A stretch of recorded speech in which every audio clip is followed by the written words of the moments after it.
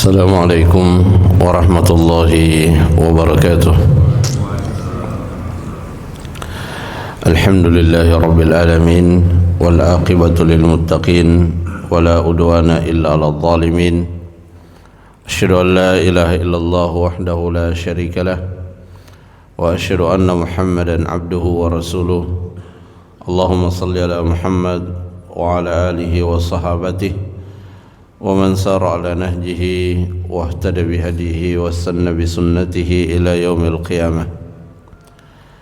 يا أيها الذين آمنوا اتقوا الله حق تقاته ولا تموتن إلا وأنتم مسلمون.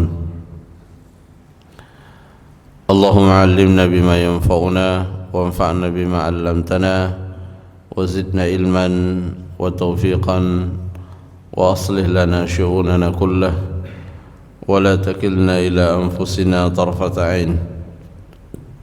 أما بعد، معاشر المسلمين jamaah salat subuh rahimani wa rahimakumullah. Alhamdulillah, pada kesempatan ini kita kembali melanjutkan majelis ilmu kita pada penjelasan kitab Taysirul Karimir Rahman fi Tafsir Kalamil Mannan.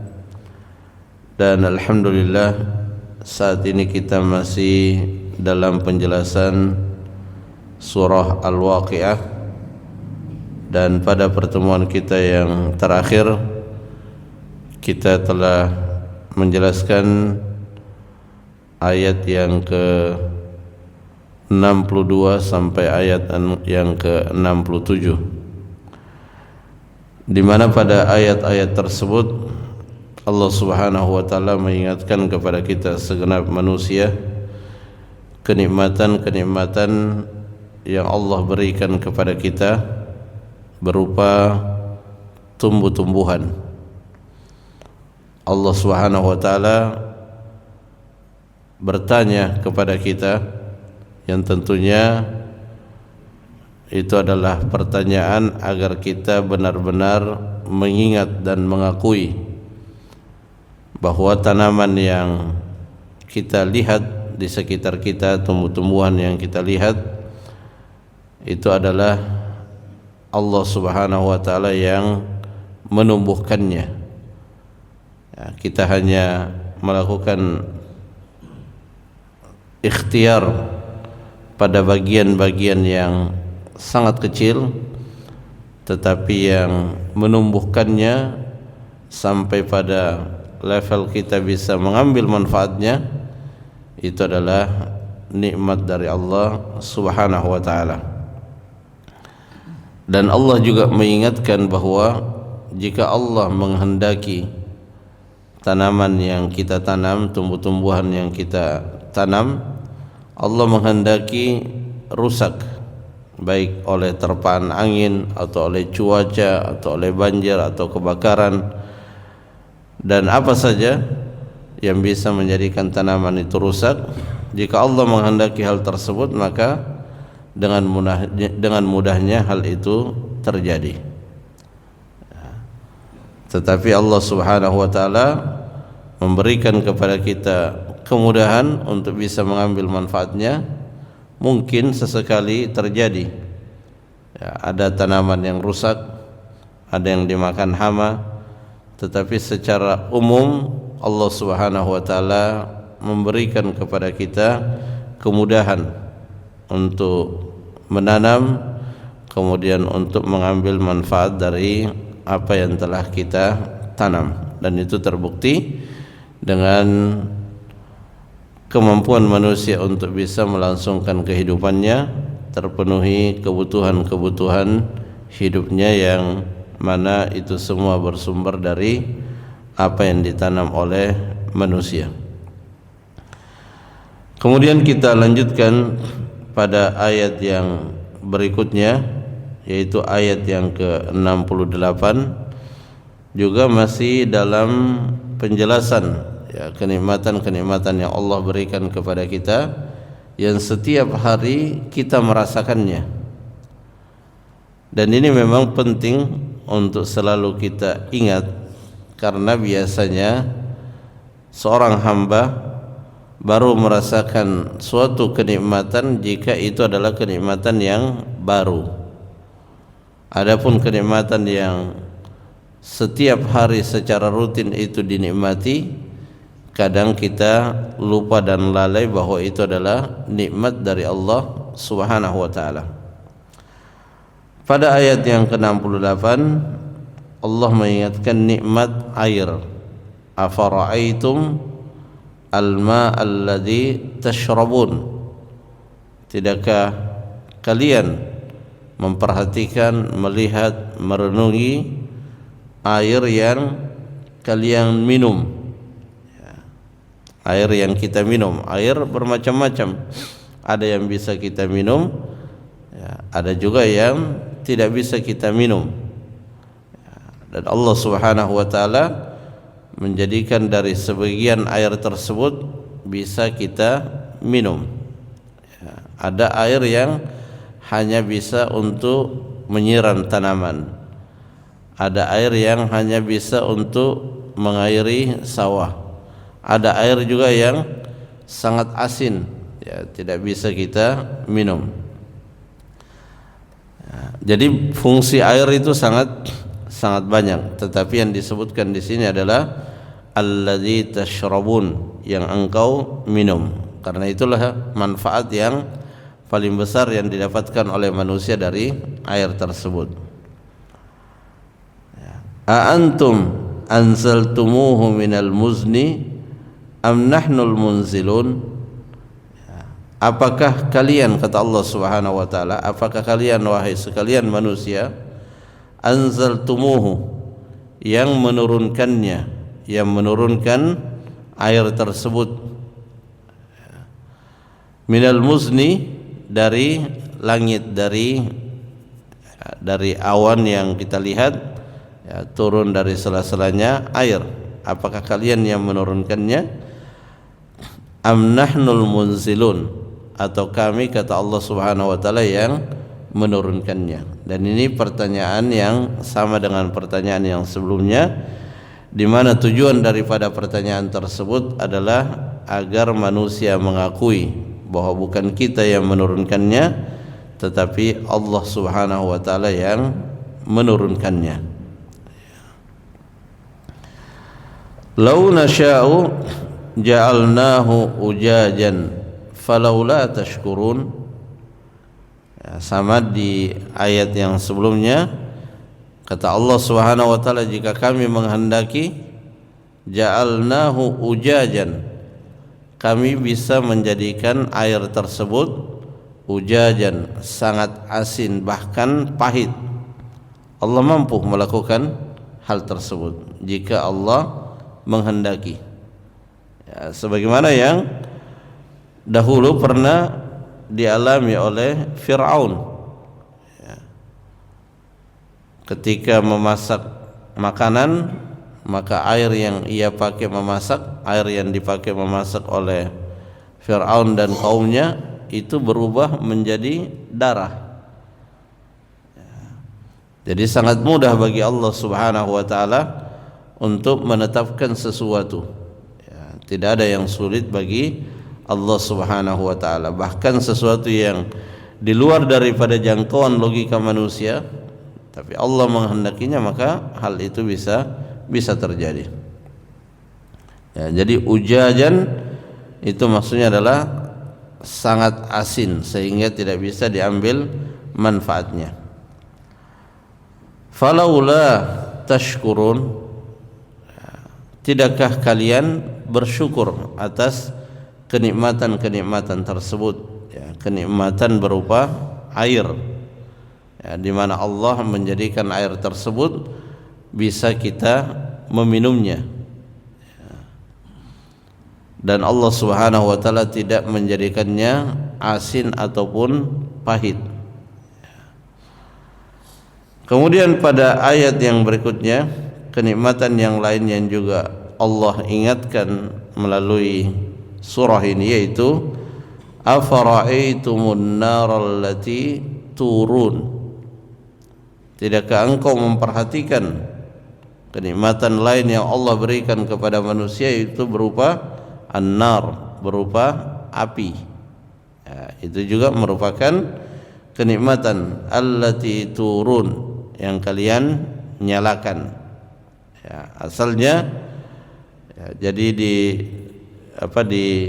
kalangan orang Arab, ya, terutama tentunya di zaman dahulu, ketika mereka melakukan perjalanan dan butuh kepada api, maka ada tanaman tertentu meskipun dia dalam keadaan basah, tetapi ketika digesekkan satu sama lain, dipukulkan satu sama lain, maka memunculkan percikan api. Dan itu yang sangat mereka andalkan di saat mereka melakukan perjalanan, ya, sebagaimana disebutkan dalam surah Quraisy bahwa orang-orang Arab itu melakukan perjalanan, ya, minimal 2 kali dalam 1 tahun, ya, rihlatash syita'i was-saif, ya, pada musim panas dan musim dingin. Dan tentunya perjalanan yang mereka tempuh itu tidak berjam-jam, tetapi berhari-hari, bahkan mungkin sampai hitungan bulan. Maka tentu di tengah perjalanan mereka butuh memasak. Maka Allah Subhanahu wa taala ingatkan, ya, nikmat berupa api. Dan yang menakjubkannya, api tersebut itu bersumber dari kayu yang basah, ya, kayu yang basah. Ya, dan ini juga sekaligus mengingatkan bahwa Allah Subhanahu wa taala mampu untuk menghadirkan sesuatu yang di luar dari jangkauan manusia. Ya, tentunya tidak semua, ya, tidak semua kayu bisa seperti itu. Ya, ada kayu yang khusus yang bisa dijadikan sebagai alat untuk mendapatkan api, dan itu yang biasa digunakan oleh orang-orang Arab di masa lampau. Afara'aitumun nar allati turun. Ya, jadi juga kenikmatan sebagaimana air itu sangat dibutuhkan, api juga adalah kenikmatan yang sangat dibutuhkan. Ya, tetapi di sisi yang lain kita juga harus selalu ingat bahwa kenikmatan-kenikmatan yang Allah berikan kepada kita melalui ciptaan-ciptaannya berupa air, api, tanaman, dan yang lainnya, jika Allah Subhanahu wa taala menghendaki, maka kenikmatan-kenikmatan tersebut bisa berubah menjadi azab dan musibah. Ya, api bisa menyebabkan kebakaran, air bisa menyebabkan banjir. Ya, karenanya di dalam surah Al-Falaq Allah Subhanahu wa taala memerintahkan kepada kita untuk berlindung min syarri ma khalaq.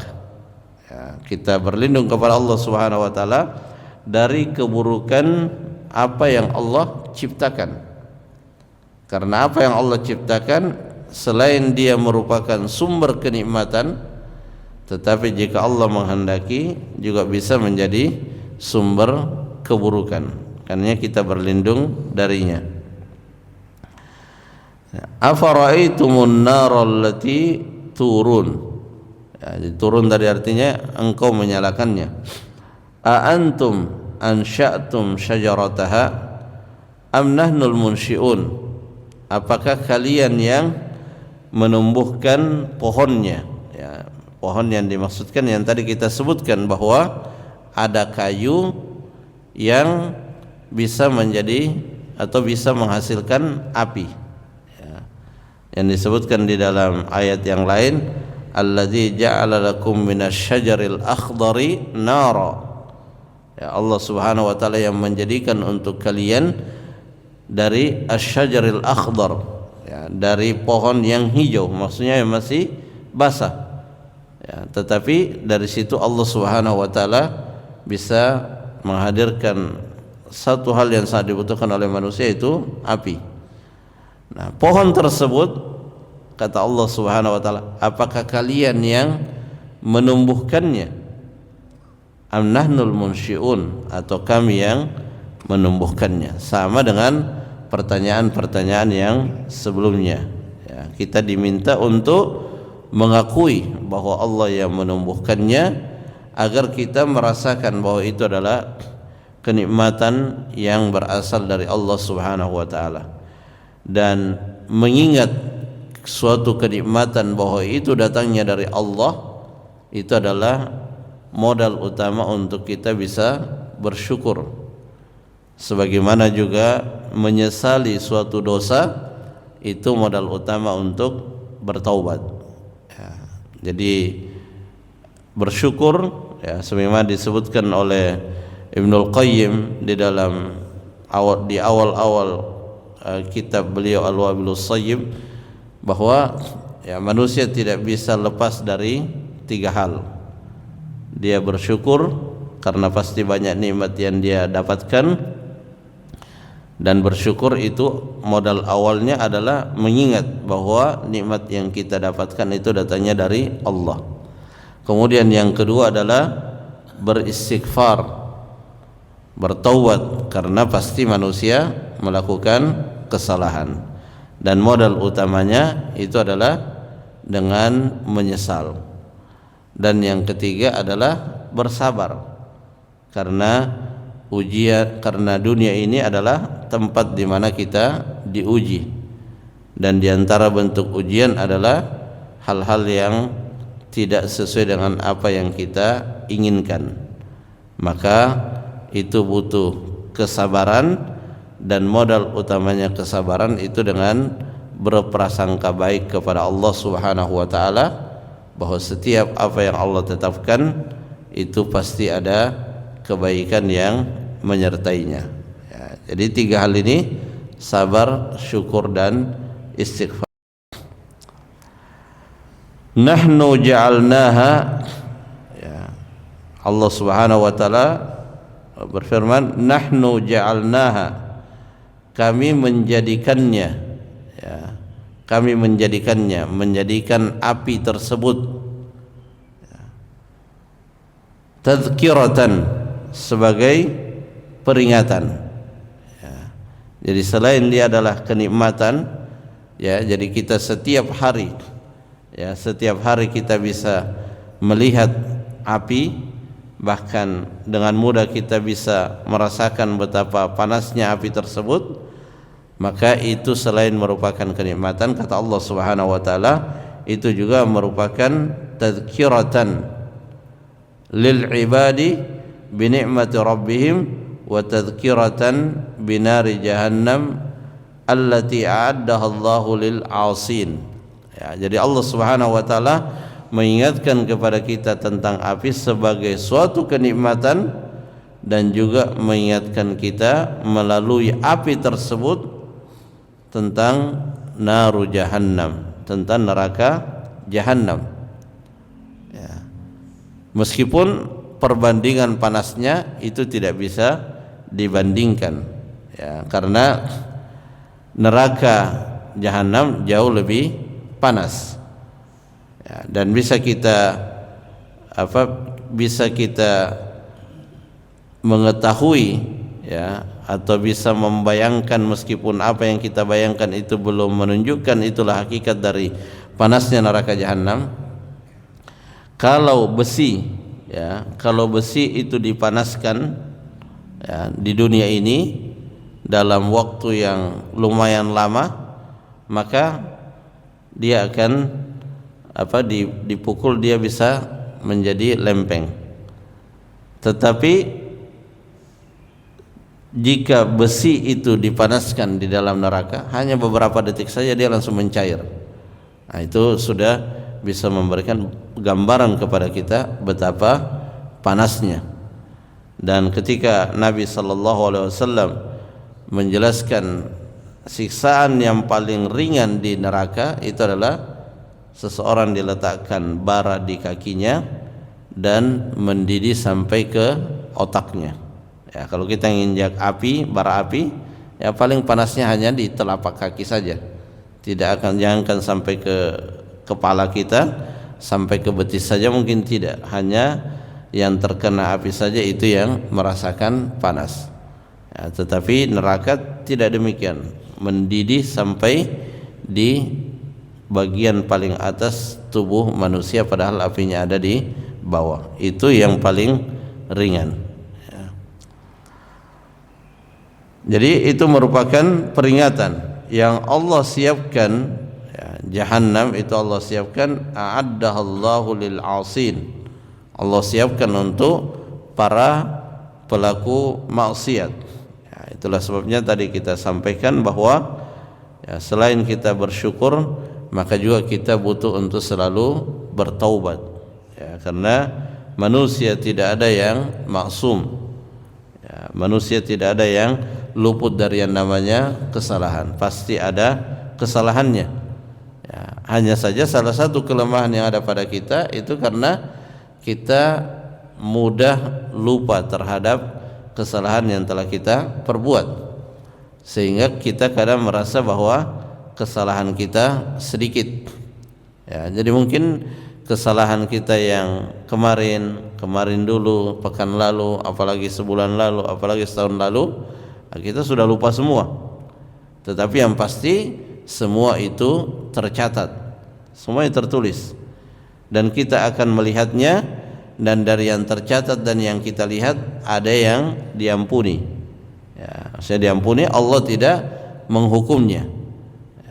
Jadi disebutkan dalam surah An-Nazi'at bahwa setiap manusia akan berdiri di hadapan Allah Subhanahu wa taala untuk mempertanggungjawabkan amalannya. Bagi orang-orang yang mendapatkan ampunan, maka hanya ditunjukkan kepadanya, wahai fulan, engkau telah melakukan dosa ini pada hari ini, pada waktu tertentu. Kemudian orang tersebut mengakui, iya betul kami telah melakukan dosa tersebut.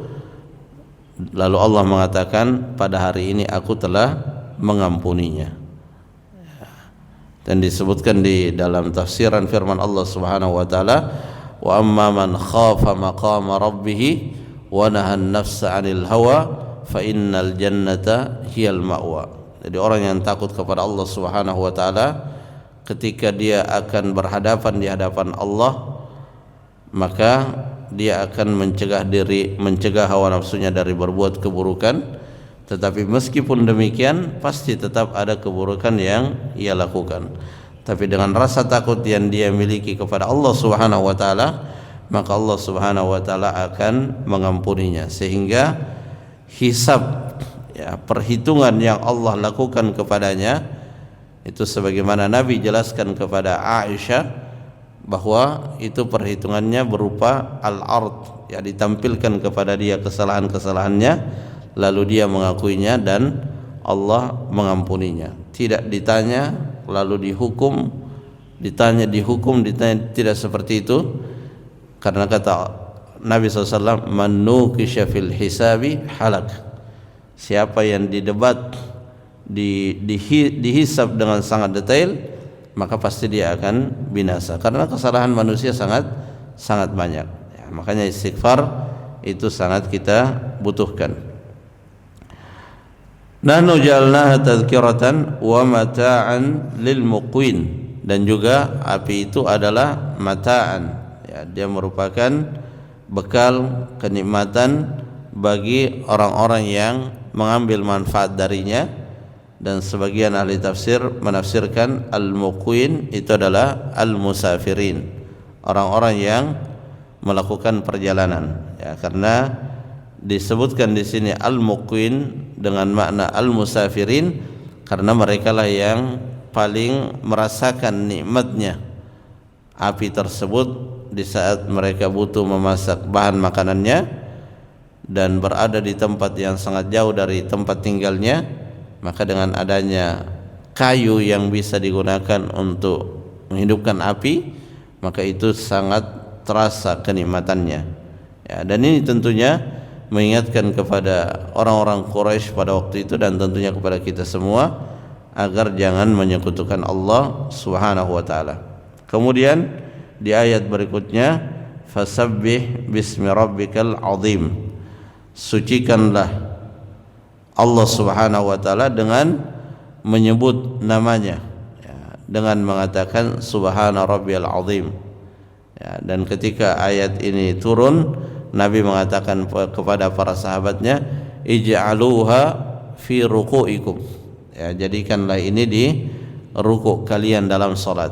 Makanya di antara zikir yang kita diperintahkan untuk membacanya itu adalah subhana rabbiyal azim. Kemudian ketika turun sabbihisma rabbikal a'la, Allah katakan ij'aluha fi sujudikum. Jadikanlah itu di sujud kalian. Dan ketika turun ayat fasabbih bihamdi rabbika wastaghfir innahu kana tawwaba, maka Allah Subhanahu wa taala, Nabi sallallahu alaihi wasallam juga membaca di ruku' dan sujudnya tasbih dan juga istighfar. Jadi fasabbih bismi rabbikal azim, jadi bertasbih ya, salah satu yang secara khusus diperintahkan untuk kita bertasbih itu pada saat kita ruku' dan juga pada saat kita sujud. Dan tasbih itu termasuk di antara al-baqiyatus shalihat yang akan selalu kekal, ya, akan selalu kekal pahala yang kita dapatkan darinya, ya. Dan dia merupakan amalan yang sangat ringan, ya. Jadi zikir secara keseluruhan itu adalah amalan yang sangat ringan dan sangat besar pahalanya, ya. Makanya ketika salah seorang bibi Rasulullah di usianya yang sudah sangat tua, dia datang bertanya kepada Nabi, wahai Rasulullah, ajarkan kepadaku amalan yang sangat ringan tapi pahalanya besar.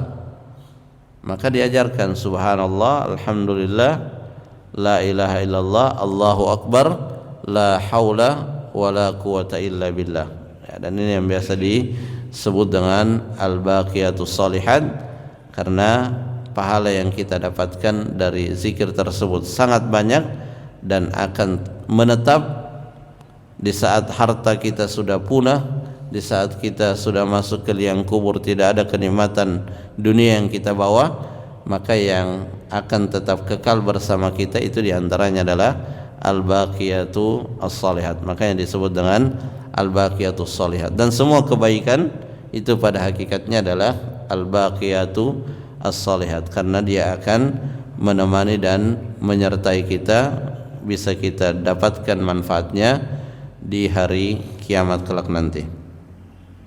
Jamaah rahimakumullah, itu beberapa yang bisa kita jelaskan. Semoga bermanfaat dan semoga benar-benar menjadi nasihat dan tadzkirah bagi kita semua. Wallahu ta'ala a'lam bissawab. Subhanakallahumma rabbana wa bihamdik, asyhadu an la ilaha illa anta, astaghfiruka wa atubu ilaik. Assalamualaikum warahmatullahi wabarakatuh.